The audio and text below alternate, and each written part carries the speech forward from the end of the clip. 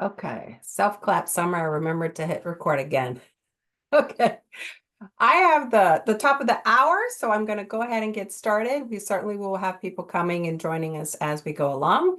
Just as a reminder to level set for the virtual summaries that we have, that once you enter, you will be muted, but feel free as we go along. We hope this will be an interactive session as well as all the other ones that we have to take yourself off of mute, to put things in the chat.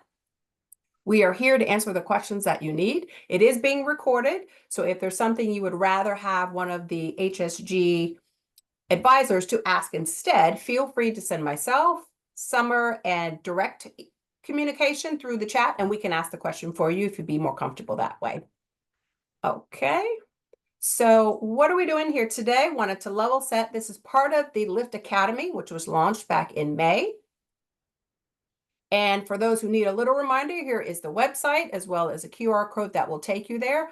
All of the recordings from today's sessions, the resources from today's sessions, the recordings from past sessions, from future sessions, the contact sheets, the overall schedule, everything is on the landing page. So if you need anything, again, you can ask us, but you have this resource available at your leisure should you need to follow up on anything and to see how it is all connected. All right, so what about today? Wanted to make sure to have a chance to welcome everyone again. We are in a series of the 3 pillars for the entire Lift Academy, and we are starting with the financial stability pillar. And so we have had multiple events, the lift off back in May again.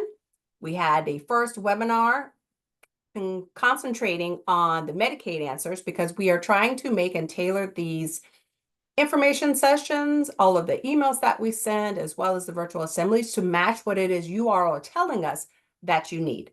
So during the liftoff session, during the surveys that you filled out and just communications with us, Medicaid sort of rose to the top and to financial stability pillar rising up first. So that's where we started. Post that virtual assembly, as well as communications that we have had from you, we have then shifted and tailored this virtual assembly and the information today to what it is you have told us that you're looking for. For those of you who were able to attend the session that Cassie and myself had as a breakout session in the Liftoff Academy, we actually passed out a template that was from the Nonprofit Finance Fund about how to do a self-assessment. If you're starting this road of being financially stable, how do you do some evaluation to see where you are? You all had such good positive feedback from that and wanted to learn more that the Nonprofit Finance Fund folks have agreed to come over and help us do that. So that's how we're going to start part 1 of today. Part 2 of today, then we will come back and say, okay, we kind of now know how we're going to do our self-assessment. We know where we are. Now let's go outside and see what's available to bring in that revenue now that we know where we're standing. And so that will be the second half of today. You can see the categories that we're going to go through. We will then end on an exercise which allows you to take all the things we've talked about today and to that point, and then turn internal to your own organizations to spend a little bit of time thinking through, doing some work around potential A, to start an earned revenue venture. How do you think about doing that? And if you're already doing it, how do you maybe think about expanding it currently where you are, or maybe to a new location, new customers? That will be the start of things that are tied behind it, and we'll carry that through. We'll talk about that when we talk about the coming up part. But today is really laying the groundwork and foundation for some things that we're going to do as we go along. Let me take a quick pause and see if anyone has any questions before we turn it over to the Nonprofit Finance Fund folks and get the first half started. Any questions or anyone need anything? Okay, well, I am going to bring up the presentation from them and turn it over to Michelle from the Nonprofit Finance Fund, who's joined us today. I will do the slides for her so she is able to monitor the chat. But again, if you have any direct questions you'd like asked, please put it in the chat or take yourself off mute or just send something to me and we can ask her for you. All right, I'll turn it over to Michelle. Great, thank you, Tanya. And hello, everyone. I am Michelle Obert, a consultant with Nonprofit Finance Fund. For those of you who are unfamiliar, Nonprofit Finance Fund is a national nonprofit and community development financial institution with over 40 years of lending, consulting, community engagement, and advocacy expertise. Through our services, we help nonprofits and their leaders connect money to mission, build organizational strength, and develop sustainable financial strategies. And I am so pleased, NFF is so pleased to have this opportunity to partner with SHG Advisors for this Lift Academy virtual assembly today. Tanya, if you can go to the next slide and the slide after that. Terrific. All right, so today, for many nonprofit leaders, things are feeling unpredictable. So many are looking for ways to build stability and resilience so they can weather the uncertainty of these times and continue to be there for the communities when they're needed most.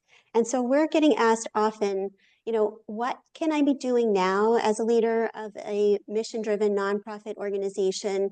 Where do I start?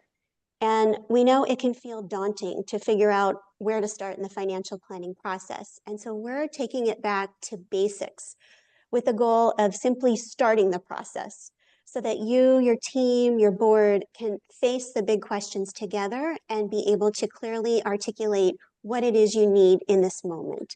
And so today we're going to revisit key foundational elements that support long-term financial health, primarily the basics of budgeting. And then I will guide you through that financial self-assessment framework to help identify where your organization currently stands, right? So identify where there are strengths and where there are gaps so that you can begin to pinpoint and prioritize areas for improvement that contribute to stronger budgets and inform your planning and decision-making. Next slide, please. Okay. And since we all may come to this from different vantage points, as I said, we're taking it back to nonprofit budgeting basics, right? Because a good budget is one of our most important first steps in building resilience. And so we start with the 5 W's of the budgeting process. The first, of course, is why. Now, I have a colleague here at NFF, Christine Alvarez, who talks about the budget as providing a state of mindfulness. And I really like thinking about a budget this way because it provides an opportunity to really process and reflect holistically about how your mission is advanced. And so by writing down all of the things, right? The money that flows in, the money that flows out, our goals become more concrete and possible. And it allows us to better understand, what could be in store for the next year and what are some of the ways to prepare or adapt in order to navigate through the year, such as in the case of financial changes or funding shortfalls, as we're beginning to experience in this environment. And so budgets help nonprofit organizations allocate resources, develop a roadmap, and increase our focus for clarifying and setting goals, and in monitoring our progress towards those goals. Next slide, please. There we go. All right, there we go. Great. And so in our organizations, we often have several types of budgets, right? So each program may have its own budget, departments have their own budgets, the organization as a whole has a budget. And what's important to note is that as a best practice, different types of budgets within an organization should complement each other and be able to work together. Program and department budgets, for example, might be managed separately by different people from the organizational budget, right? But they are each pieces of a bigger puzzle, and they should fit together and they should work together to ultimately reflect your organization's strategy for the year. So where do we start in doing this? On the screen, you see the remaining 4 of the 5 W's of budgeting, which serve as kind of an overview of the process in general, though you may have, other specific steps in your own process. But it really, starts with who creates the budget. And really, the budgeting process should be a team effort. The board is responsible for approving the final budget and maybe a thought partner early in the process to identify goals or provide strategic program and financial input. But in our work with smaller organizations, the executive director tends to hold the budgeting process. But some organizations choose to put together an advisory team, and that could include the executive leadership, so the executive director, a finance director, or department heads in larger organizations. But in terms of who actually builds the budget, it's valuable to include the perspective of those closest to the work programmatically, right? As well as those who hold perspective about the operations and the fundraising. Because it's by engaging others that we build buy-in, we encourage dialogue, and we can also get a better and fuller picture, right? Better information, a fuller roadmap. So what information is needed? As I mentioned, Christine talks about mindfulness, right? So before we even start thinking about the numbers, it's important to be able to visualize and to plan for what we want to achieve next year programmatically, operationally, and financially.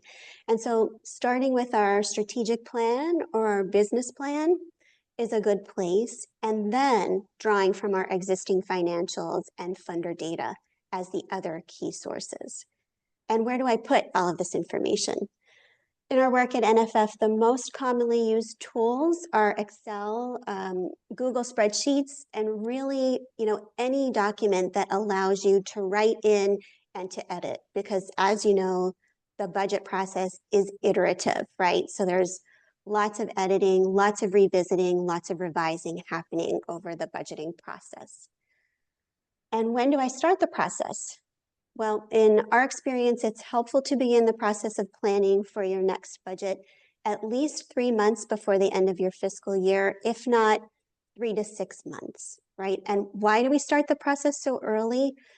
Really because it's helpful. You want the budget to be ready to go, finalized, and approved by the board at the end of your current fiscal year. And we acknowledge that that's not always possible, but our overarching message, if you will, is that, you want to have enough time to do the thinking, the necessary review, the iteration, the edits, because it puts you in a better position than to hit the ground running at the start of the next fiscal year. And so once the budget is approved, what next? So if we can go to the next slide, please. All right. These are some additional kind of best practices.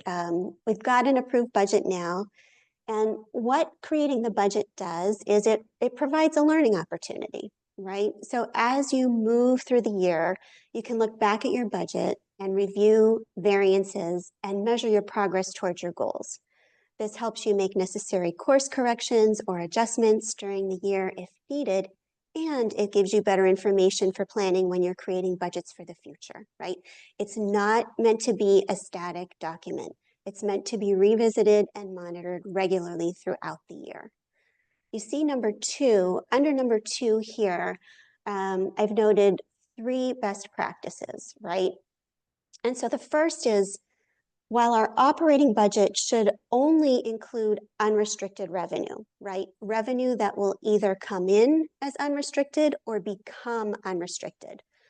That is net assets released from restriction to cover our expenses in the budget year.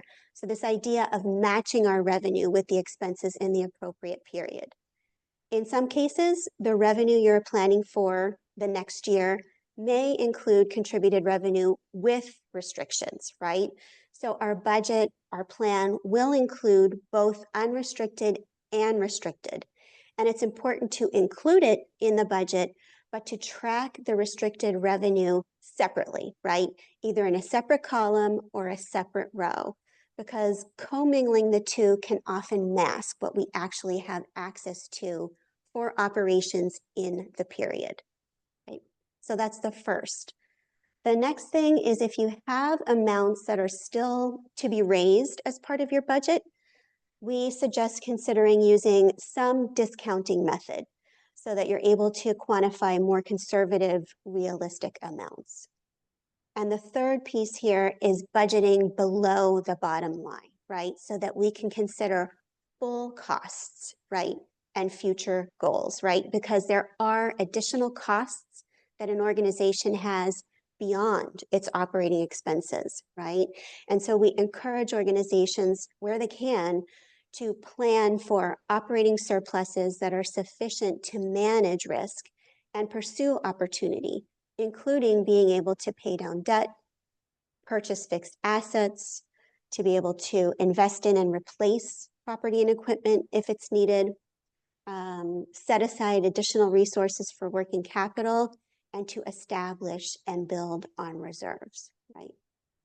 Number 3, as a best practice too, is reforecasting. And the question we often get is, should I be? And the answer is, as we move through the year, we have more information. And as we monitor our actuals versus our budget, we may begin to realize significant deviations from our plan. And so we would encourage you to reforecast, as it can be an important exercise for the budget to remain a useful management tool.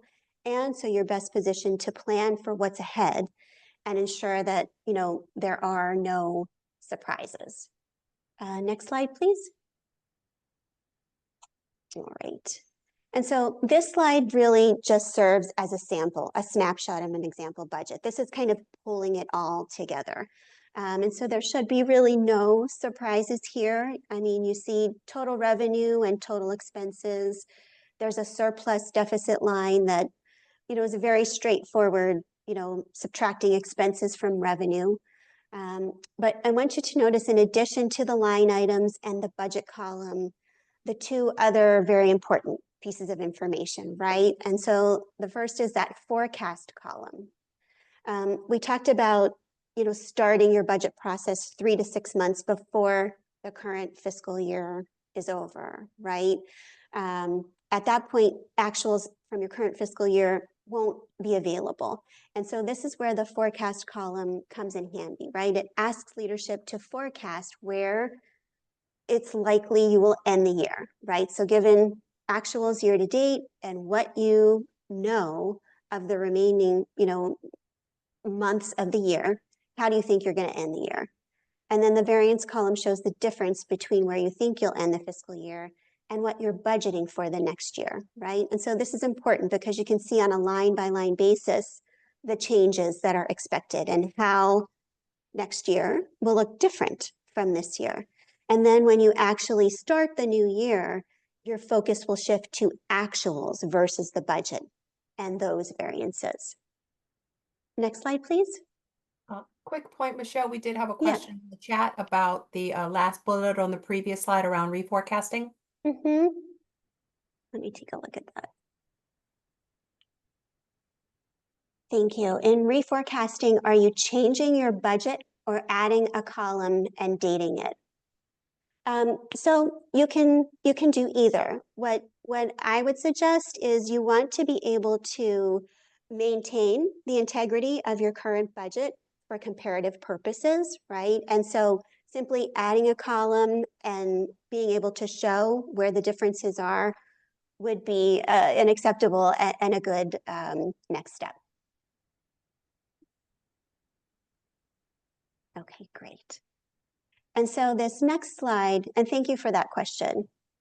The next slide is simply a reminder, taking it back to including only those portions of revenue and expenses that belong in this fiscal year as your operating budget, and remembering to reflect and track the revenue with restrictions separately in a separate column or row. Okay, we can go to the next slide. I see another question, is it possible to do that in QuickBooks? I am not a QuickBooks expert, but I think there may be space to allow you to be able to make those adjustments for reforecasting and for comparative purposes. I would lean on the QuickBooks expert in your organization, or your bookkeeper or accountant who is populating the QuickBooks for you and generating reports for you to be able to kind of review and compare.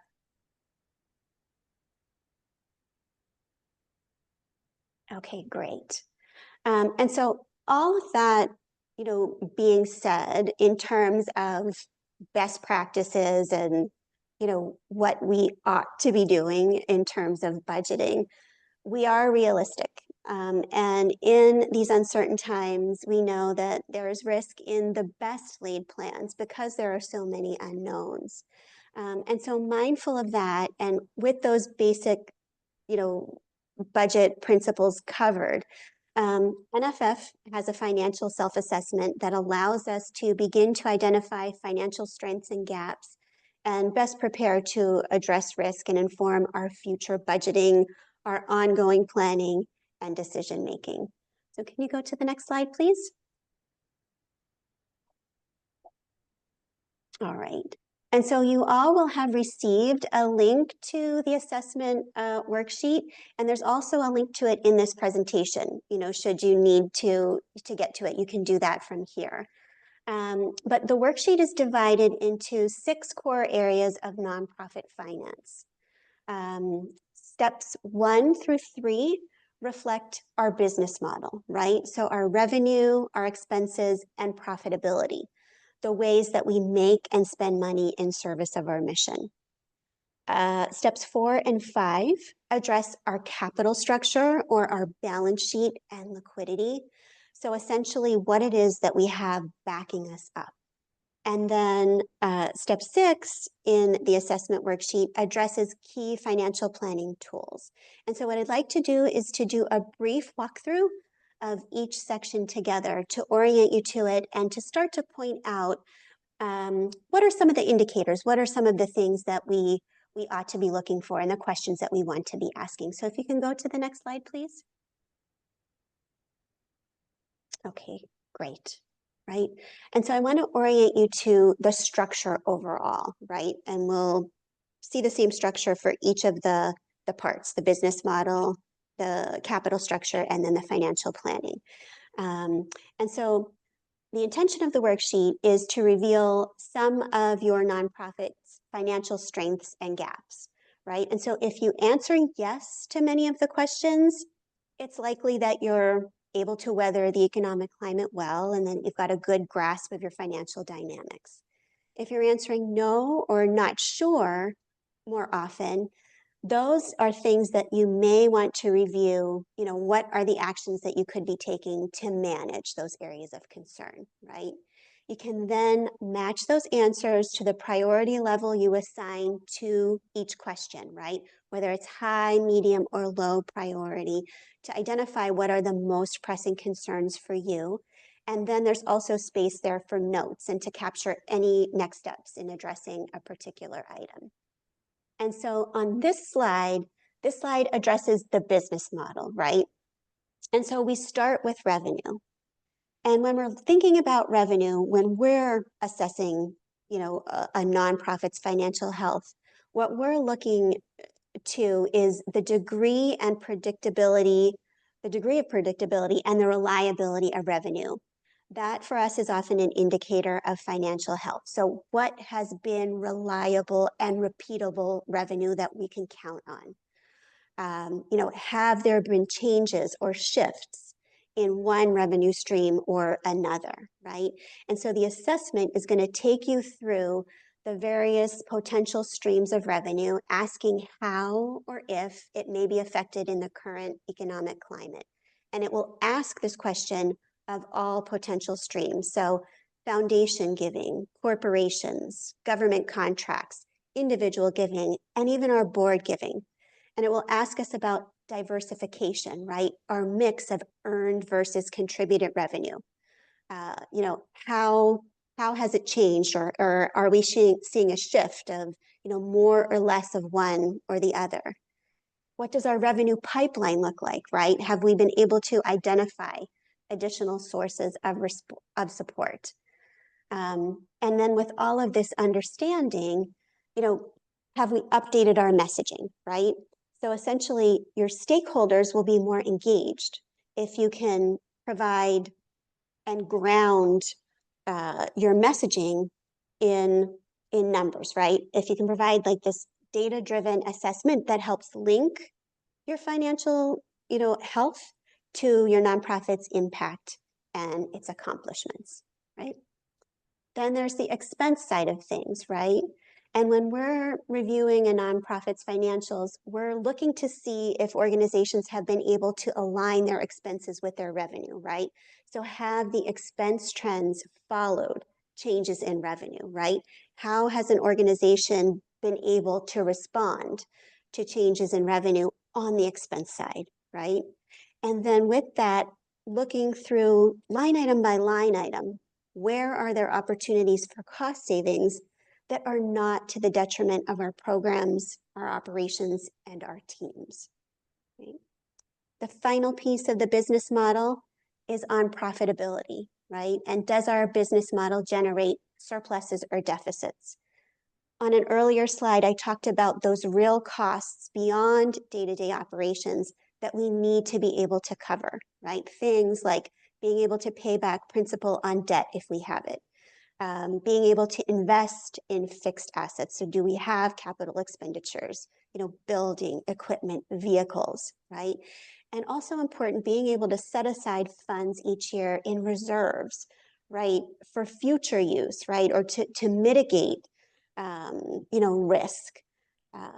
And so budgeting to the full cost of doing business is essential for sustained financial health. And so we encourage nonprofits to both budget for and manage to annual surpluses that meet their short and longer term needs, right? And this is a journey, right? This may not be something that you're able to do right now, but the whole idea of full cost budgeting, right, is being able to set goals and be able to plan over time, right? It keeps it on everyone's radar so we know what's it going to take, right, to get us there and potentially over what timeline. Okay, I'll stop there before we go on to the next slide, just to see if there are any questions, because the next slide just really provides us with a high-level recap. Any questions? Okay, go on to the next slide, please. All right, so just the things to be looking for, right, in your business model in terms of the self-assessment and indicators of strength, right? And so indicators of strength, once you get to the end of that self-assessment, would include whether or not there have been unrestricted surpluses. Has the revenue been reliable and repeatable? And whether those surpluses, if you have surpluses, are sufficient in size to cover those other real needs that we talked about, right? If you're seeing steadily declining operating results or multiple years deficits, and there are significant swings in revenue and expense composition from year to year, those are the things that would require further inquiry. Okay, can go on to the next slide, please. All right. And so similarly, as we've seen with the business model, this takes us on to the capital structure or the balance sheet, which reveals an organization's ability to manage risk and pursue growth or other opportunities, right? And that income statement and the balance sheet are connected, right? In that a surplus will strengthen our balance sheet while a deficit will erode it. So when we're considering the health of the balance sheet, we want to have a grasp of how changes in our operations will affect our balance sheet, right? So again, are we generating enough that we're able to pay back our debt? Are we able to pay our vendors in time, or are our payables growing, right? When we see payables growing from 1 year into the next or one period to the next, it can be an indication that we're having to hold on cash because things are getting tighter, right? In terms of our fixed assets, right? Are we deferring maintenance, right? Are our fixed assets depreciating, right? Without us making an investment to address the ongoing care and feeding so that they are, being maintained and potentially extending the useful life of those things. And are our investments, are they safe? Are they stable? Are they accessible, right? And so looking at the balance sheet in that way, and making the connection back to, has our business model positioned us to be able, to provide for these things. And then in terms of liquidity, has our liquidity tightened or improved over time, right? Liquidity is a measure of how much cash and assets readily convertible to cash is available to an organization. And determining liquidity can be complex for nonprofits because, cash and investments may be restricted by donors. And this can mask liquidity, right? So that even if a nonprofit appears flush with cash, it may instead be dealing with liquidity constraints, right? Because a share of that may be restricted or earmarked for a future program or a future period. So it's important to understand both the nature and the magnitude, as well as the distribution of our assets and our net assets, right? Because it's one thing to have cash, right? We might be sitting on a huge wad of cash, but we need to understand and be able to communicate what is truly flexible and available versus what might be restricted or earmarked for a future program or a future period. The next slide, please. Okay. And so, like we saw with the business model, this is just kind of a recap of what might be indicators of strength once you've gone through your assessment. So if we have cash and available net assets of at least 3 months of expenses, if our assets, overall, our current assets are greater than our current liabilities, if our fixed assets are maintained, and if we're able to manage any outstanding debt, right? Are we managing it appropriately, right? However, if you're seeing kind of low or declining liquidity and availability, if those liabilities, if things like payables are growing, if you're seeing, no movement on the debt, we haven't been able to pay down debt, those are the kinds of things that would require further inquiry, right? And digging a little bit deeper and maybe having a little bit more conversation about the drivers behind that. We go to the next slide, please. All right. And so folks, often ask us, kind of, all right, well, what are good measures? How many months of cash should I have?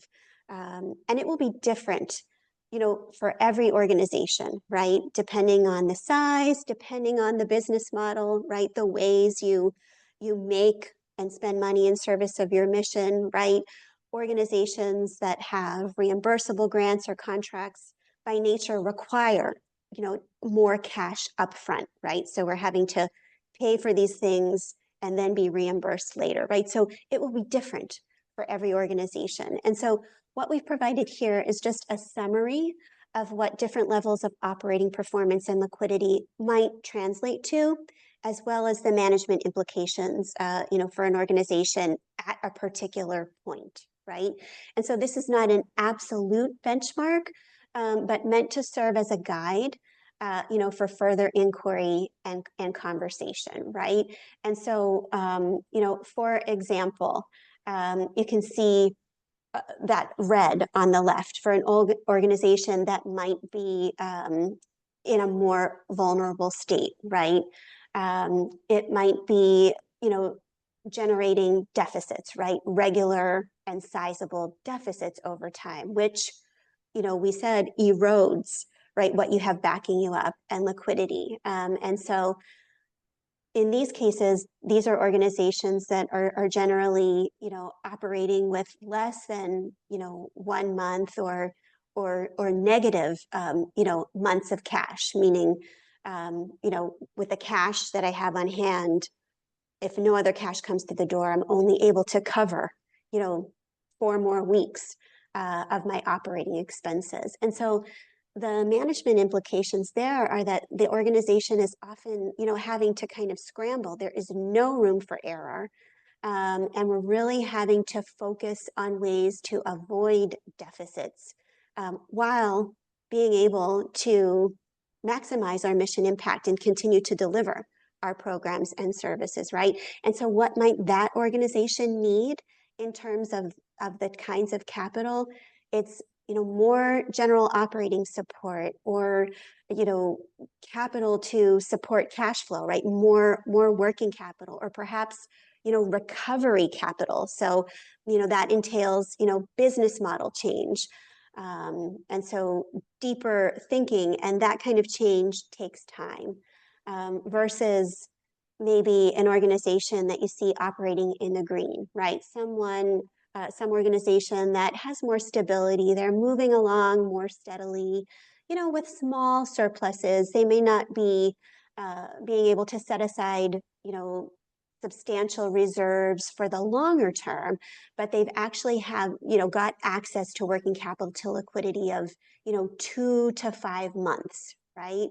And these are organizations that have more room, to breathe, right? They can withstand perhaps small financial setbacks, and think about building, right?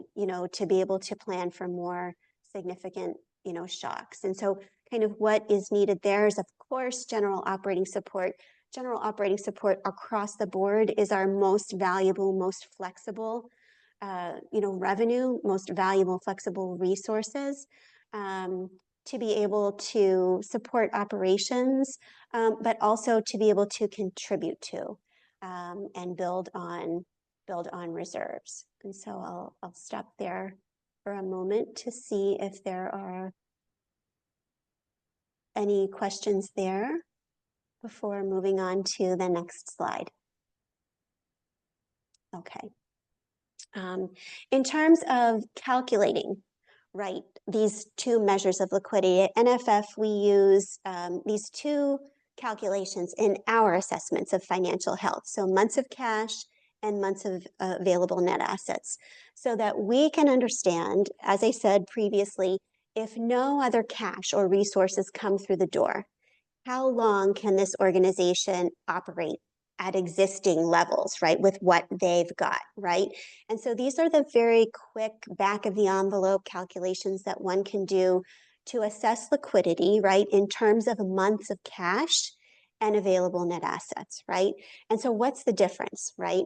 Well, we know that not all cash is flexible because of restrictions, right? So when we do months of cash, right, it might inflate liquidity, right? Because it's looking at all cash, right? And so months of available net assets gives us a better sense of what's truly flexible, what's truly accessible, because it excludes those restricted resources, right?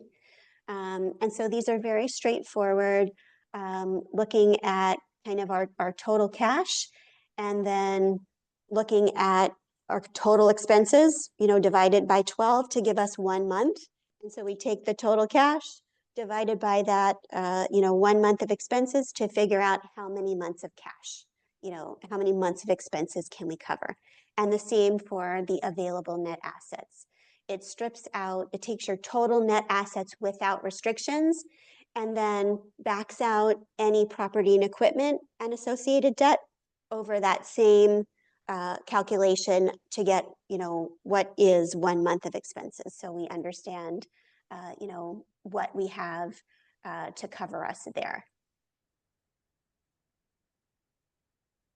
Okay, can go on to the next slide. Oh, great. Let's see. We've got a question in the chat.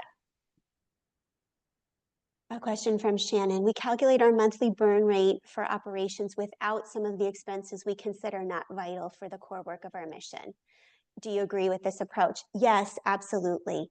For organizations, most nonprofit organizations, personnel, right, is the biggest expense. Our people costs are our biggest expense. And so, yes, looking at things like personnel and the absolute fixed costs, things like rent, for example, absolutely, it's okay to take that approach. I'm going to stop for just a moment. Okay. And on this slide, again, we've just provided a brief recap, right? Bringing it all together. Just to kind of restate what we see as best practices and needed by all organizations. Excuse me for just a moment.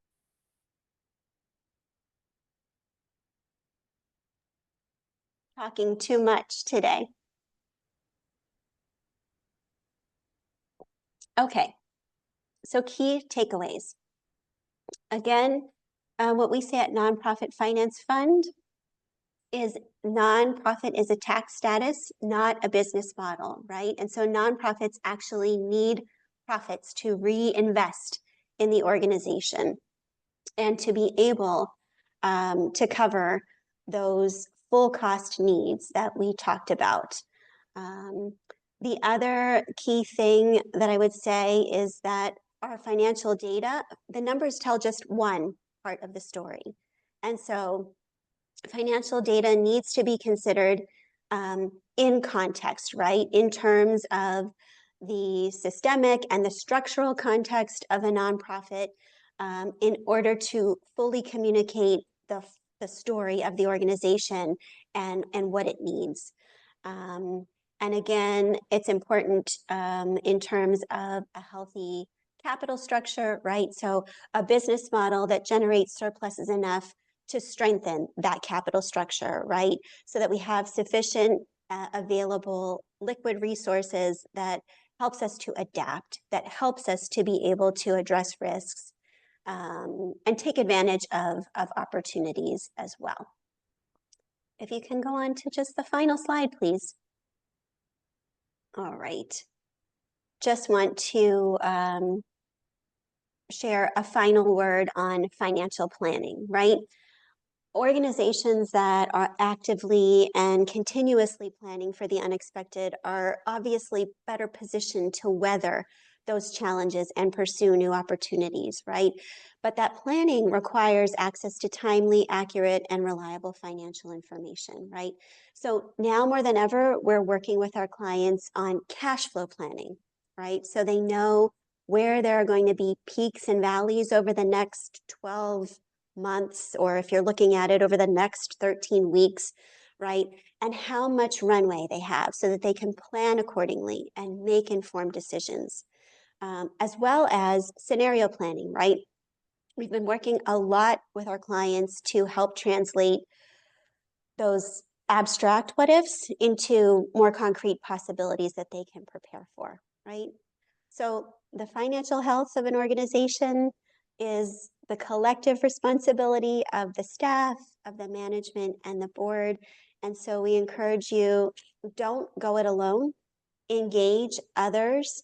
There are lots of tools out there, not just from NFF, but lots of resources out there to be able to start to get a handle on uncertainty and help us kind of move through this time. We saw that resilience during COVID, and we know that we're going to see nonprofits step up again in this moment and do what they can to be able to support their communities over the long term. And so we've included here a link to our full suite of resources for building resilience in uncertain times. And so encourage you to please check that out as well. And so with that, I'll ask if there are any other questions. And if not, I certainly hope that this will be helpful to you. And I just thank you for joining today and allowing me to be a part of the conversation. All right. Well, reaction, and thank you for Michelle's time today. We really appreciate the folks from the Nonprofit Finance Fund for sharing their knowledge with us and the resources. It has been asked in the chat, but we will be posting all of the recordings and resources that are mentioned and links onto the landing page for the Lift Academy, just for future reference. Michelle, you're welcome to stay for the back half if you like, but if you have other things to do, we recognize you are busy. So thank you very much for your time, and I'll be following up with you directly. Great. Thank you so much. Bye-bye. Okay, I'm going to go back to our Lift Academy presentation. Here we are. So again, starting with that second bullet around the Nonprofit Finance Fund Resiliency that Michelle just walked us through. And so what I'd like to do now is jump over into the second part. of today's work together, where we talk about funding diversification 101, as we're calling it. Okay, for those of you who were able to attend the Liftoff Academy and were able to attend the breakout session with Kathy and myself, you may remember this slide. When we're talking about building financial resiliency, there really are these huge three big buckets. The first is to determine where you are, and that is what Michelle just walked us through. The second bullet is about what do you then evaluate out there in the landscape of funding makes sense for us? What matches our goals, our vision, whose goals and visions do we match? And what might we try to bring in? That's where we're going to spend the bulk of today, is working there. And then thirdly, once you've done that self-assessment, once you've determined what the market has to offer, how do you determine the path to go get it? And so again, we're going to focus on number 2 today. So what is out there? If you also remember this slide, there are another 3 buckets of funding that the market has available. The first is government public funding. Second is what's generally called philanthropy, broken down into the 3 buckets. And then lastly is around earned revenue, unrestricted, generating it yourself. So let's go through each. So government is really what a lot of you all's organizations are founded upon. And so we won't spend a lot of time on that today because you are very familiar and most of you have these contracts, if not all the way up to 100% of your revenue. Then we have philanthropy, which is broken out into 3 buckets. The first is corporations. If you think about last year, there was almost $600 billion given out in philanthropy. 7% of it, so a little less than 10%, was given by corporations. So the big company names you can mention. And while 7% sounds low, and it is, it's still $44 billion that was given out by corporations last year. So it isn't necessarily anything to sniff at. Then let's see what did our foundations do. They gave more than double what corporations gave last year. And so they gave out $110 billion. We'll talk about them in more depth in a little bit, but foundations exist to fund nonprofits. That is their legal charter. And so some folks might have well, we're not sure if foundations are right. That's all they exist for, is to give you money. Now, whether you match them and they match you with something else, but let's make sure that we're leaving that on the table. And so those of you, who are quick adds, we had 7% and 19%. That means that the bulk of the money given last year was actually through individuals. Right? And so they gave out over 74%, and $438 billion of the giving last year was through individuals, both large and small donors. We'll sort of walk through those. People think when you say, oh, major donors gave all this money, certain names come to mind, the people who can go with one single name: Gates, Buffett, Bloomberg. And yes, those people gave billions, around 46 of those billions. But if you add just that small community, they are by far 8 times dwarfed by you and I. Individuals contributing to the nonprofits, to the missions that they care about, 8 times the amount that Bloomberg and Gates and all these people gave were given by you and me. And sometimes that section of individuals can be ignored by nonprofits because everybody wants to chase the $1 million check. Yes, $1 million checks are nice, but let's not forget, if you get a whole bunch of $100 checks, you might end up at $1 million at some point. And then lastly, we're going to talk about that bucket of earned revenue, how you do that yourself.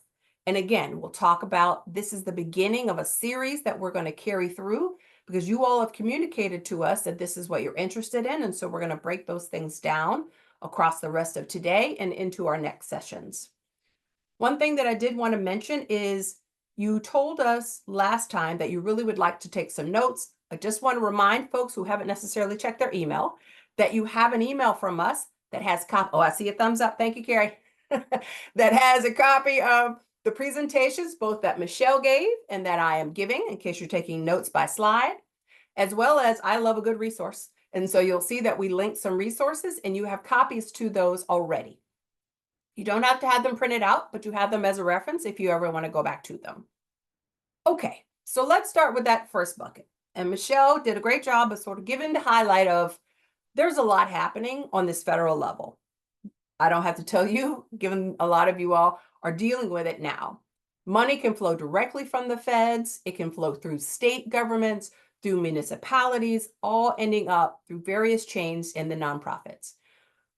We're not sure what is happening. You used to, and I liked our slide, talk about what constitutes a major donor. We're going to talk about that, Sarah. If you hold that till we get to the individual donations section, if that's okay, I will talk about that. What's happening now in the federal government, there are definitely some adjustments happening, but there might also be some opportunities. Really, what is core here is just making sure that you are keeping plugged in to what is going on. There could be changes to your funding, to those you partner with, to your constituents that you work with. And so it's just very important to make sure that you are paying attention. One of the resources we sent out at the Lift Academy, the Nonprofit Council is putting out a tracking sheet of executive orders, making sure you know what's going on. That's essentially the top of what's happening right now.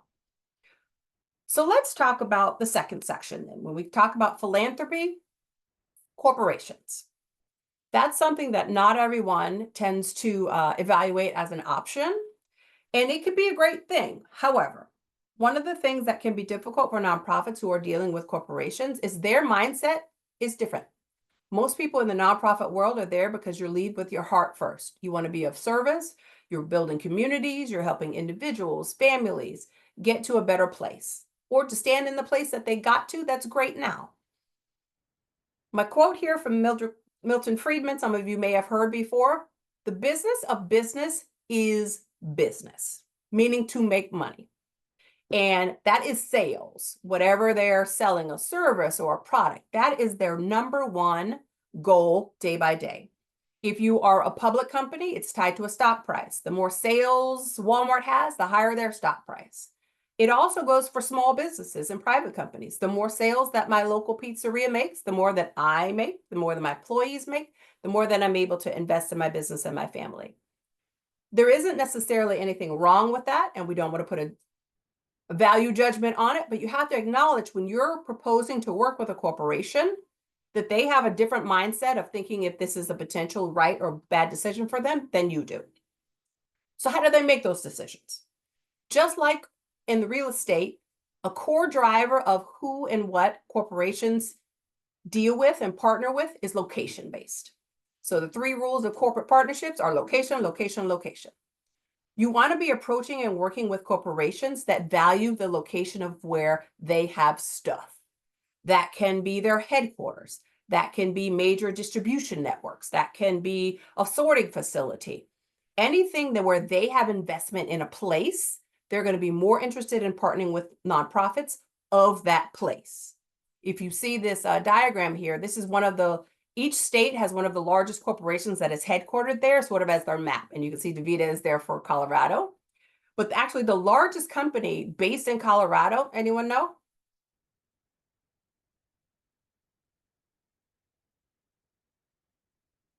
Arrow Electronics. It is a $30 billion company. I think it's 154th on the top 500 companies in the country. And they're based in Centennial, I want to say.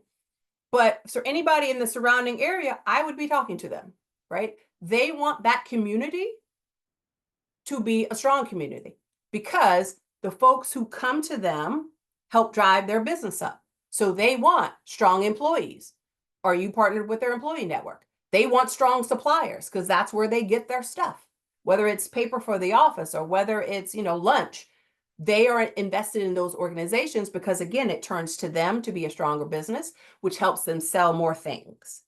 And so when you're thinking about who makes sense for you to be talking to, you want to think like that.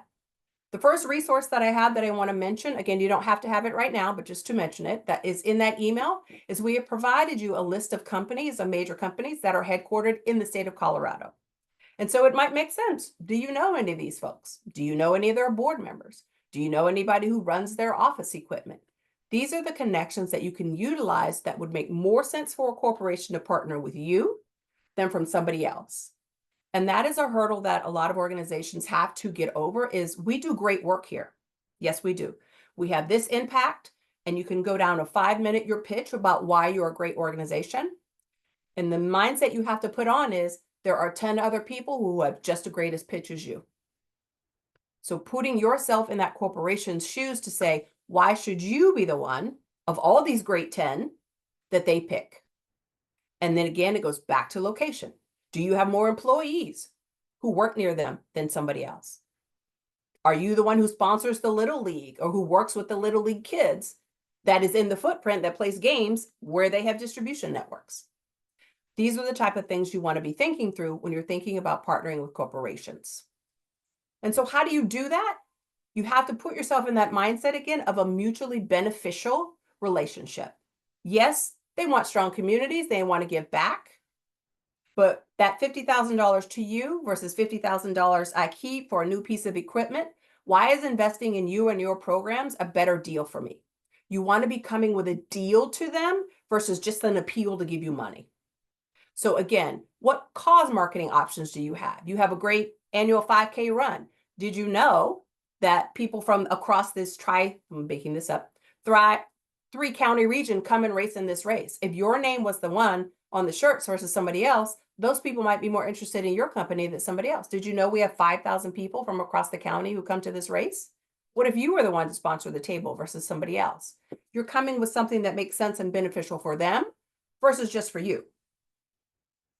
When you go into a store and you hear, let's give a big store, a Target, say, your order is $16.50. Would you like to round up the last 50 cents to make it at the top of the dollar? Has anybody experienced that? I see a couple head nods. That's what's called a roundup. A lot of organizations think you have to be at a big Target, Albertsons, Walmart. But there are apps inside of registers and systems. You can do that at your local hardware store.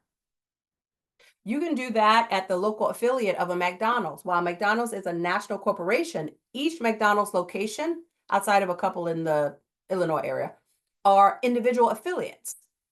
They are franchises. So there's an owner of that McDonald's. Have you talked to them about it? It doesn't have to be a huge partnership. You can start with the 5 McDonald's owned by X, Y, and Z family in your state or in your town. Roundups can be powerful because it shows this person who owns the entity, look how involved we are with the community. For every 50 cents, we're helping to end homelessness here. You want to be thinking about what your partnership, again, means to the corporation. One thing to keep note, though, as I have here, not all money is good money.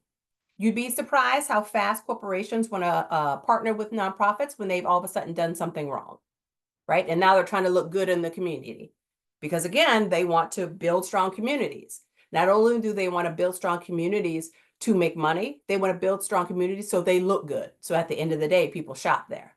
One of my past clients was the Wells Fargo Foundation. And if you remember, Wells Fargo Bank got in a little bit of trouble a few years ago. It was amazing the number of nonprofits they wanted to partner with after they got in some trouble of how they were handling people's bank accounts. That might not be the partnership you want. Because now when people think, oh, well, that bank did X, Y, and Z, and they're partnering with this corporation or this nonprofit, that might make them think badly about you. So reputation goes just the same 2 ways as strength does. So you want to be thinking through what's happening with that organization that you're potentially wanting to partner with. And just given where we are in the environment and in the world right now, you need to be making sure you're paying attention to everybody's world, not just your own. The political environment is pretty tense right now. There are executive orders that are affecting corporations. Some corporations have had either positive or negative effects based on some DEI changes, tariffs. There's a new tariff that was implemented at 12:01 this morning for certain companies. Imagine if you had a pitch to a corporation, let's say a local Main Street operator who sells toys and various things about, hey, we are working with local kids and we know this Christmas is going to be tough because of these tariffs. We'd like to partner with you so that they know that you care about this community versus going to some of these larger organizations who've already said they're going to raise prices this Christmas. If everybody has to, why not support a local business here in our community? That's an appeal that you're going to them with, not just, hey, give me appeal money, but it's a deal for both of us. You get stronger and we get to build in community here. So you want to be thinking about those things. You'll also see a lot of partnerships come once there's been natural disasters, because again, this organization versus somebody else wants to be seen as helping rebuild the community where their workers are, where their suppliers are, where their employees are. You want to be part of that partnership to offer for them. If you want to know what's important to the company that you're going after to try to partner with, you should be following their social media. They're going to be posting about the things that they as a company care about. Can you talk about that? And I'm not saying you have to be on every app and all the things. Pick a couple, follow their Facebook page, follow their Twitter, whatever it is, but know what is on top of mind for them allows you to then say, well, what can we appeal to? Do we have anything that sort of matches their interest? And be able to do that. A question we've gotten here is, well, we don't have development folks, so we don't have people who talk to outsiders. Anybody in your organization can bring in money. This is all about relationships. Anybody can go to the local coffee shop and ask to talk to the manager. Anybody can call up or go to a company's website and see, do they have a community relations department? Who's that contact? Call and have a conversation. Anyone can do that. It's just like the other 5 jobs we all know you're doing. This can be number 6, but anybody can do this. It is about building the relationships that show, hey, you have some needs here in the community, so do we. How can we help each other? And so it doesn't have to be a full Department of Development folks to make this happen. I'm going to take a pause and ask if there are general questions around corporations before we go over and talk about foundations. Okay. So let's talk about foundations. There are over 100,000 of these bad boys in America. And across the 4 types, they have currently in their bank and their asset list over $1.5 trillion in assets. Anyone know how many foundations there are based in the state of Colorado? Anybody hazard a guess? Okay, I'm going to tell you, there's over 1,800. That was not a stutter. 1,800 organizations, foundations are based in Colorado. Oh, did I see a guess? I saw my chat thing just pop up. 1,200. Thank you, Sarah. Close. And really, it's driven by the first option, which is private family foundations. Usually what happens is there's someone who had accumulated some level of wealth, they pass away, and in honor of them, their family starts a foundation. They really cared about puppies, or they really cared about education. They really cared about this particular community garden. And so they start a foundation to donate to that type of thing that their loved one who passed wanted in their will, is really where they start. There is no minimum that has to be given out in this type of organization, and the grants tend to be smaller, $50,000. But I mean, $50,000 again is nothing to sniff at. So doing some research around who is in your state and how you might tie to them, and lo and behold, we have a resource for you. In that email of the resources is a report around who are the foundations in Colorado. What are their areas of expertise? What are their missions? Yes, things change, but it's a great way to at least start to see if there's someone that you can match with. I have most in an asterisk here because when we say most foundations are small family run, they don't really have staff. Grandma left $1 million and we want to make sure that kids in our schools, can have free lunch, and that's what we do. That's great. I say most because then when you back to those single names that we talked about, Gates, Bloomberg, Melinda French Gates, those are actually family foundations too. And as we know, they are ginormous, right? They can't spend the money fast enough that their interest puts it right back in the accounts. But there aren't that many of them. The vast majority of these are smaller, maybe $1 million, $1.5 million, 2 million, 3 million of assets that they give out. But there are those big boys that do count in this category as well. Just want to make sure that we talked about that. Again, a lot of them do not solicit unsolicitable applications. So you can't, hey, I got this proposal for you. But what you can do is start with that report of the foundations in Colorado, see who you might know, where they're based, looking them up as far as talking to your board members, your volunteers. Hey, did you know this X, Y, and Z family foundation is based here? Do you know anybody over there? Does that last name sound familiar to you?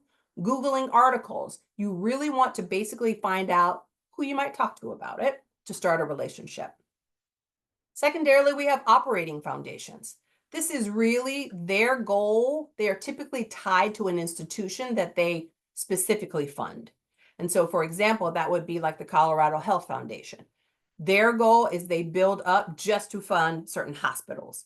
And so applying to them really doesn't make much sense because they are specific to organizations. They do a little bit of programming outside of their main foundation, but not a lot. What we then want to talk about is community foundations. These used to be small neighborhood folks getting together, but actually now are some of the largest foundations. And I think the largest one now is the Silicon Valley Community Foundation you may have heard of. And that's where all of the folks who started Google, Microsoft, all the sort of technology in California got together and put their money in. They are typically geography based. Some of them do women's issues or certain ethnicities issues, but really they're place-based organizations, which is why we think that list of foundations in Colorado could be a great place for folks to start. One thing to think about any level of foundation is, again, their legal purpose is to fund nonprofits. So thinking that you're bothering them or this isn't right for us, that's literally why the folks who go there go to work every day, is to give money to people who are doing great work. But the onus is upon you to make sure you're finding the right matches to approach, if that makes sense. Okay, I want to walk through how you might see if one of these foundations is right for you. And so we're going to walk through an example, and I'm going to answer these couple of questions. Oops, if I could stay on the right page. There we go. I said something like 83. Oh, oh, Summer. Oh, thank you, Summer, for the post. Okay. If you want to play along, feel free to do this with us, but I have taken some screenshots which show how to do this on the ProPublica website, and it is free. They do the same sort of thing that the Canva website does, which used to be a GuideStar, but theirs is free, so we're going to go over to ProPublica. All right. So if you bring up that website, what you will see is our graph here on the left. You want to put whatever foundation, and this works for nonprofits too, and we'll talk about the tie, in this search bar. I went ahead and chose one out of our Colorado example PDF. And so we're going to look up the Community Foundation serving Southwest Colorado. So I put their name in and I hit enter and I get this blue line, which is the result. It's basically a link. And I can see that they're about a $6 million organization. Okay, if I'm in Southwest Colorado, I know that they serve me. I might be interested. So what do? I go and I click on their name in blue and this report comes up. And so it shows me what their revenues are, what their expenses are, assets, liabilities, gives a lot of information. But the key of what we're looking for, I have highlighted in red down here, and that is their 990 filing. We talked about this briefly in the Liftoff Academy, and not everyone was on the same page of what it is. But just like you as an individual or a family have to file a tax filing at the end of the year, your W-2, so do foundations. They have to file tax paperwork at the end of the year, just like a nonprofit does. And so when you click on this view filing button, you will see their 990 comes up. This is the tax filing that they had to file in 2023. And the numbers are there. It's a little bit blurry, but it shows what their assets are, shows how much money they're bringing in, what their revenue, what their expenses are. There are also lots of little tidbits in here. Their executive director and all of their management level, their salaries are public information. That is in these documents. Where they're putting their money is in these documents. Key point, who their board members are is in this document. So when you're looking for folks who I know, who my neighbor knows, who my board members might know, all of that information is in this document. But let's walk down and see what the most important stuff in this document is. If you scroll all the way to the bottom, and I have seen some of these reports, which are literally 200 pages long for some big foundations. This one is about 35, 40 pages. In addition to filing their 990, which is their tax file for the year, they have to list every single grant that they made in this document. And so you have the ability to research how many grants do they give out in a year? What's the size of the grants that they give out in a year? Where do they fund in a year? And what type of organizations are they funding? So for example, this is the 2023 for the organization we lift up. You can see that they gave $5,500 to the children. They gave $100,000 to the 9R school district. You can even see that they made a $15,000 investment in an organization based in DC. So even though the name of their organization is serving Southwest Colorado, They are making investments outside of that. I didn't know that, but I knew it by looking up this document. One thing that's key is, let's say you are a homeless serving organization, you do transitional housing, and you need 1.5 million investment or grant for something that you're starting. If I bring up this organization and I do not see one single organization that deals with homelessness, that's a little bit maybe a waste of my time, versus I can find other foundations that do invest in homelessness. If I need $1.5 million and I look through all of their grants from last year and I see the average is $150,000, again, maybe not worth my time. If you pull up one of the foundations and you aren't able to recognize the organization's names, you're not sure who or what they are, these are nonprofits. Take the name of these organizations, go back to the cover page of ProPublica and plug them in. You will then see information about that nonprofit, where they're located, what their revenues are. You might find that this organization only invests in organizations that are at least 5 million in operating revenue. You can see that by looking up who they invest in. And if my investment, if we only have $3 million, I already know it's a waste of my time to go spend the energy resources where my people could be doing impact work trying to chase this foundation. There's a lot of information available, and all you have to do is go and find it. It does take time and energy, but the information is out there to help you narrow down where you can really focus and have the potential to win a grant, because you're matching an organization and what they're looking for. Any questions there? Okay, we're going to go over and talk a little bit about individuals. If you remember to our first Gantt chart, these are the folks that are actually giving the most in philanthropy, is you and me. Your annual campaigns that you give to, the organizations that you write checks to, volunteer with your time. This is really what is holding up the nonprofit industry, is individuals. And it is literally everyone everywhere. Donors, board members, communities, neighbors, you name it, they're contributing somewhere. And so my general point to you is, if you have not asked them to fund your organization, you're missing out. You don't know if they would or not, but I promise you, you don't know if you don't ask. There's an old Southern saying, I'm from Virginia, that closed mouths do not get fed. Ask. You can always say no, but a lot of organizations are tentative to start individual giving campaigns because it feels big when you say individual giving campaign. It's just asking people, hey, is this something you could contribute to? And so now I want to talk a little bit about how you do that. And so some of you may have heard something called an individual fundraising pyramid, and this is generally what it looks like. But let's be honest, some of them look like the Space Needle, others look like the, Leaning Tower of Pisa, Eiffel Tower. There is no perfect pyramid, but there are levels. And so somebody asked earlier in the chat, what is a major gift? Really, when people say major gift, they mean six figures, $100,000 plus. But I will say that different organizations are going to look at it differently. I don't care what you call it. If you want a six-figure gift, go get it. You don't have to call it major or not, but that's generally what the answer is.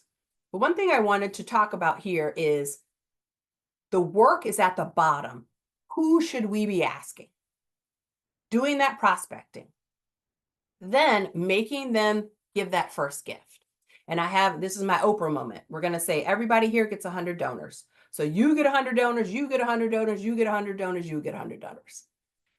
If I, as that new donor, give you a gift one time, so I write a check, I come to an event, I give you my PayPal, whatever it is, if I give you one gift in this year, so in 2025, in 2026, 22% of those people, those first-time givers, will still be involved with your organization because they gave you one gift. However, let's say that I came to your event and you talked to me and you said, we are really looking for folks to give $100 today, which is great. But we're also looking for folks who might be willing to commit to $5 a month.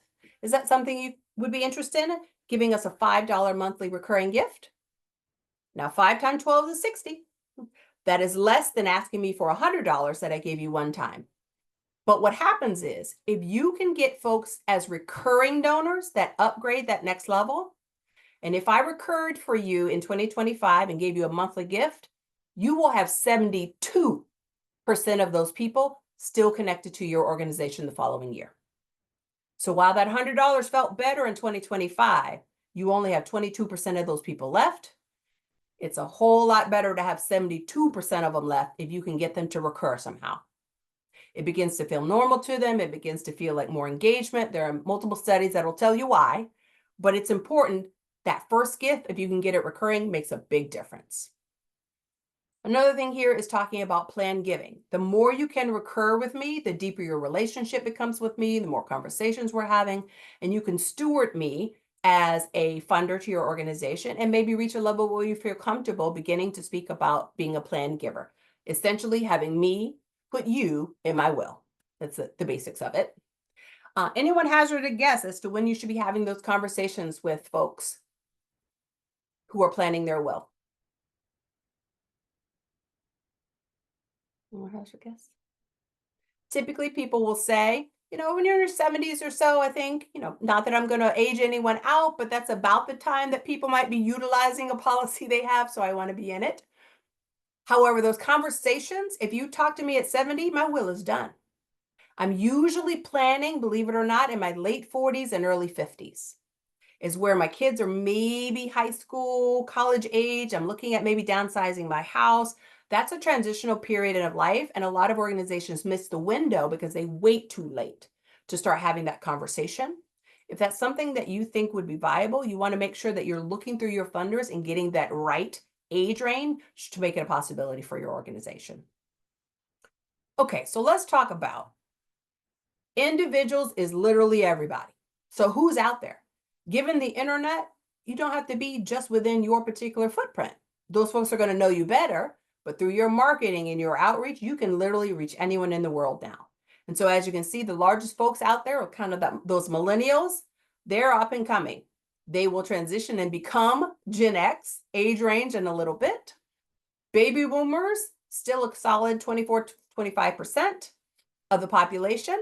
Greatest generation, there's still a lot of them around. If you look at the age range of folks, the average number of nonprofits that any individual like ourselves, it's just us, is giving to is about 4.5. You want to be doing the work and the analysis to make sure you're one of the 4.5. And then you want to be stewarding me with those recurring gifts and talking to me and giving me information that when it comes time to upgrade the amount I'm giving or to put you in that will, that you're one of the folks that I'm focusing in on. So how do you do that? There's lots of research out there, but you want to be identifying with the people in the way that they hear the information. So if you're looking for the younger folks, you might want to try mobile. If you are looking for women, you would try mobile over men just because they tend to donate that way more. Who knows why, but they do. Direct mail, there's still some folks out there who love to get it in the mail, want to touch it, feel it, the paper. But there's a small percentage of people, they are moving every year. How much are you wasting in postage trying to reach them? I'm a Gen Xer. I'll put myself out there. I love a good email. Other people, like, they can't stand it. They won't look at it if it's not on their phone. I have some millennials in my house. They can't stand it. They all want to be on their phone. You have to know who you are reaching to reach them in a way that they're essentially going to hear you.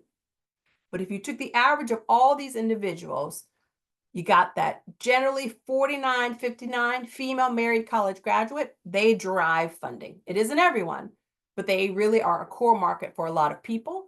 And so can you get the right message to bring them on board with you? Any questions there before we take our leap over into our last section, which is earned revenue? Okay. So earned revenue. Everything we have just gone through is about folks giving you money that is probably going to come with some restriction on it. You can use it for this program, not for this. You have an annual grant report that you have to do. You might have a site visit that, you have to shine and show people all the great stuff. All that is fantastic. But what if you could earn, as Michelle said earlier, the key income source of unrestricted revenue? And that is essentially what earned revenue is, your organization generating its own unrestricted funds. And the two sort of biggest social enterprises that we have here in the US is Girl Scouts, their cookie sales, and Goodwill stores.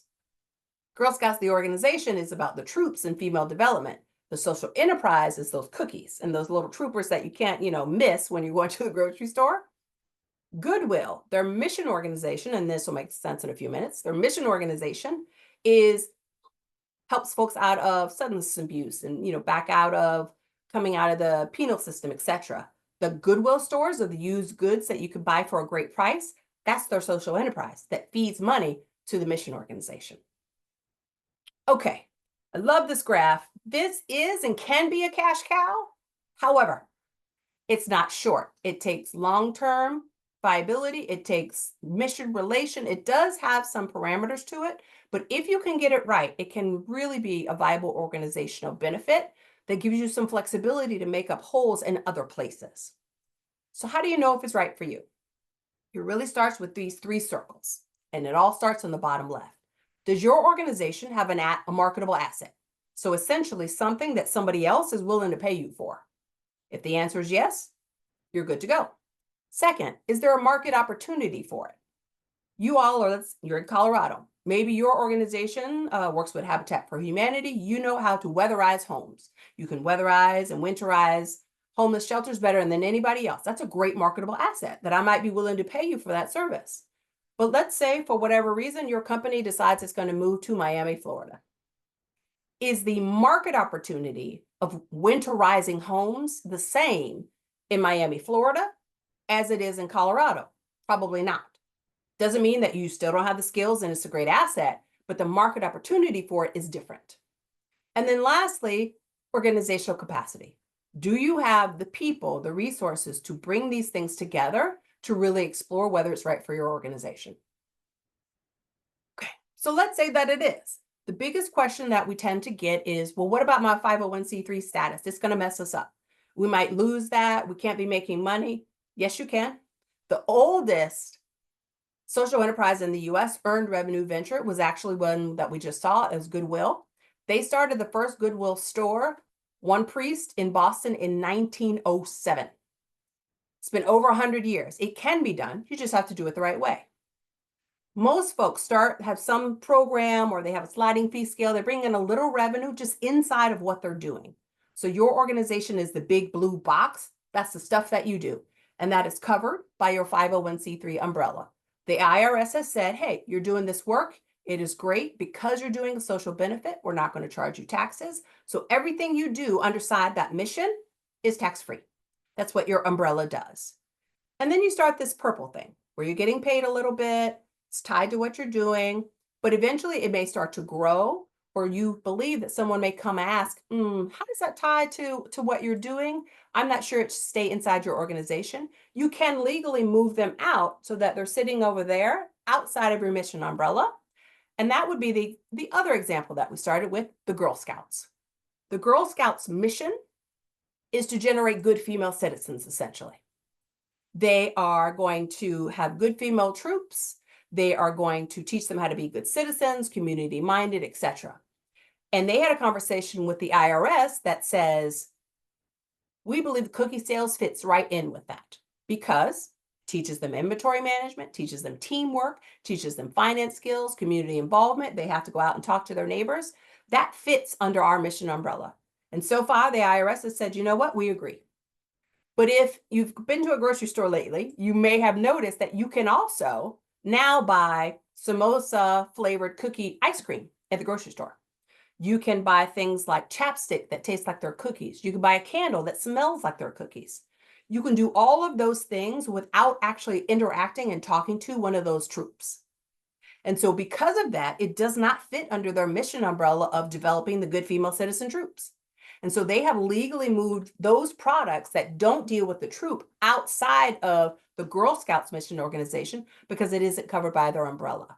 And before you ask, yes, they do have to pay taxes on the profits that they make, but it is only on the things that don't deal with the troop because it's not covered by their mission umbrella. So let's say you had something like that. You're in a homeless serving organization, but you want to start a cafe for the local college kids because you know they love coffee. It'll help bring in some great money, but it doesn't necessarily address homelessness. What are the ways that you might legally set that up if you were to do it?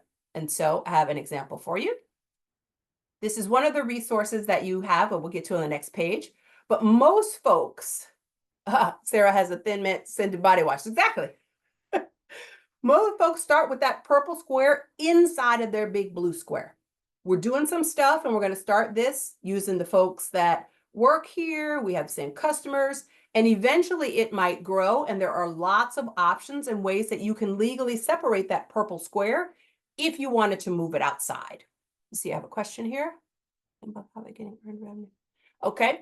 Lyle, that is a great question, and we're actually going to talk about our panel, which is the next virtual assembly, which might answer your question, but I'd love anybody who can answer it now to put it in the chat.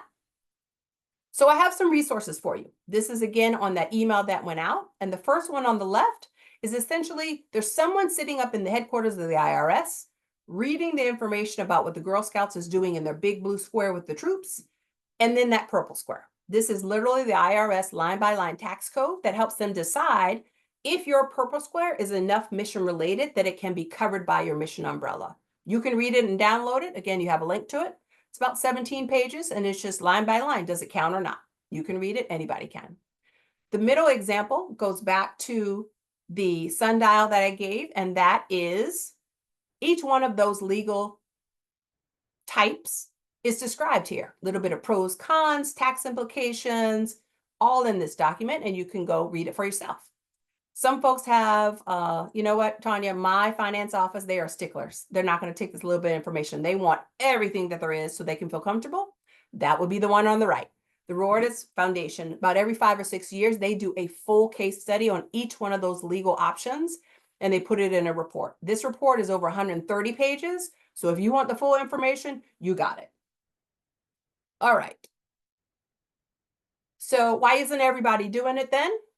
Because there are risks. Number one, your organization is addressing homelessness and homelessness services.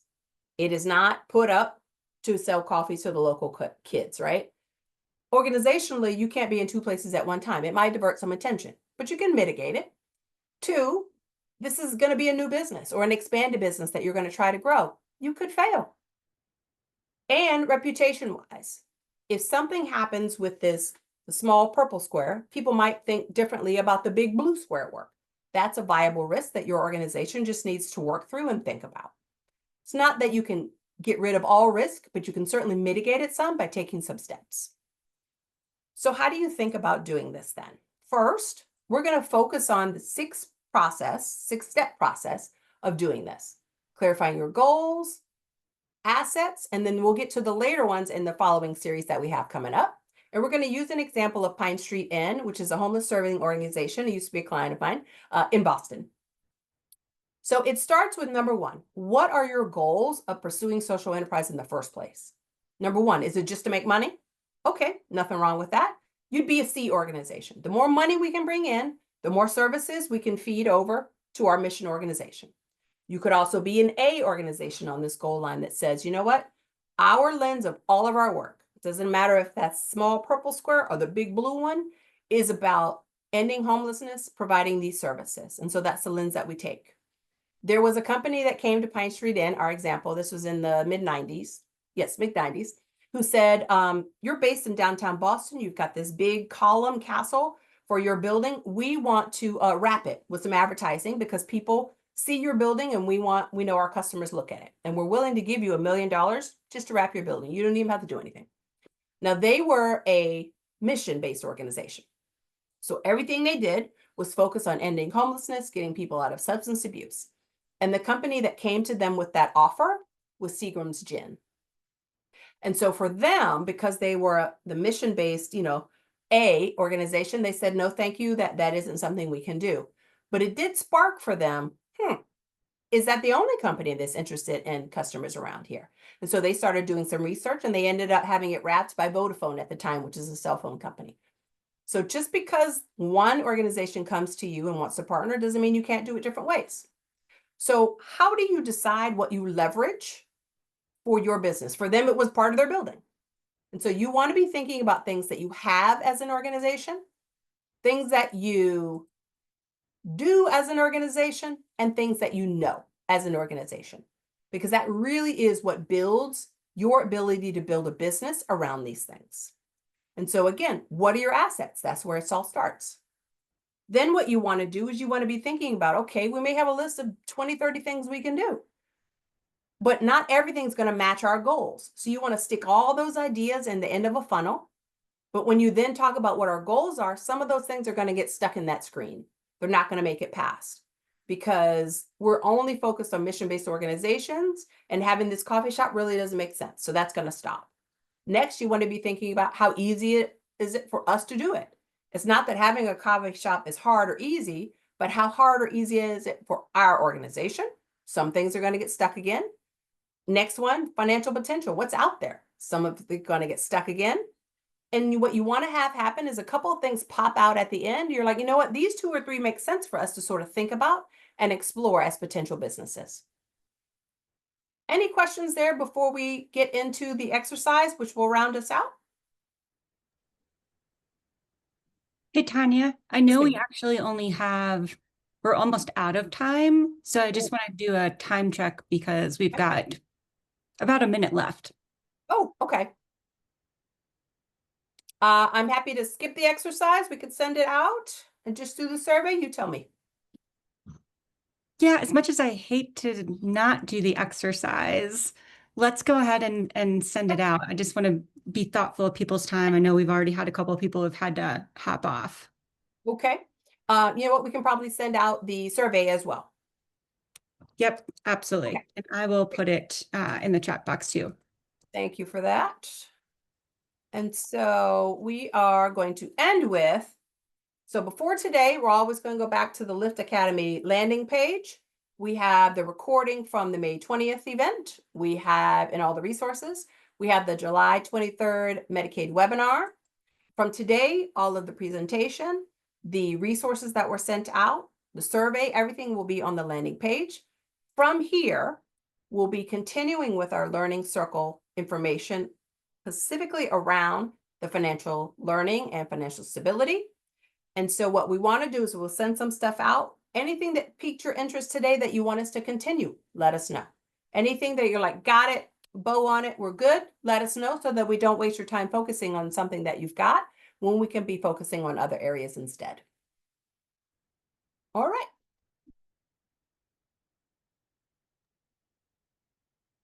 This has been great. Thanks, Tanya. Thank you, guys. Oh, I guess I can stop recording as well.